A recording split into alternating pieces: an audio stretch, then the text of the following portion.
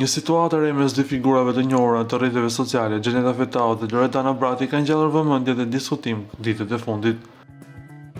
Sipas vëzhgimeve të bërë në rrjetet e tyre sociale, dyshja nuk ndiqet më në Instagram, një detaj që në botën e rrjeteve sociale shpesh interpretohet si shenjë njoftojeje në raportet personale. Ky zhvillim ka habitur ndjekësit, duke pasur parasysh se vetëm pak kohë më parë marrëdhënia e tyre dukej e qëndrueshme dhe miqësore.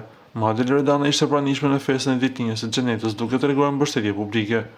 Megjithatë, ky ndryshim i papritur në rrjetet sociale ka hapur pikë pyetje mbi ato që mund të kenë ndodhur mes tyre pas kamerave dhe në jetën reale, pa pasur deri tani një reagim të drejtë nga asnjëra palë. Paralelisht, Loredana Brati është përmendur edhe në një tjetër situatë që ka qarkulluar në rrjet.